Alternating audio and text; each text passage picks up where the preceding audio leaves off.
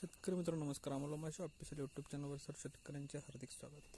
आपण कारली व्यवस्थापनामध्ये जे आपण व्हायरस नियोजन केलं तर त्यामध्ये आपण पहिला स्प्रे 15व्या दिवशी टाकला होता. त्यामध्ये 1 ग्रॅमनं व्हायरसन, 2 मिलीनं ताक आणि 2 ग्रॅम गूळ असं केलं. तर 30व्या दिवशी आपण दुसरा जे आपण स्प्रे टाकला होता त्या दुसऱ्या स्प्रेमध्ये आपण काय केलं तर C7 1 ग्रॅमनं, थायरो 1 ml आणि त्यामध्ये आपण सेंद्रिय गूळ 2 ग्रॅम, 20 लिटरला 1 देशी अंड आणि ताक 2 ml आणि नारळ पाणी 2 ml असं आपण एक जबरदस्त कॉम्बिनेशन स्प्रे केलं. त्यामुळे आपल्या झाडावर लस्टर कशाला जबरदस्त लस्टर आणि व्हायरसला पण 100% अटकाव होतो आणि एकदम झाडावर जबरदस्त कळा निर्माण होते. शेतकरी मित्रांनो सर्व वेलवर्गीमध्ये ह्याचा तुम्ही शेतकऱ्यांनी वापर करा आणि कसा रिझल्ट आला हे मला कमेंट करून सांगा. व्हिडिओ आवडल्यास लाईक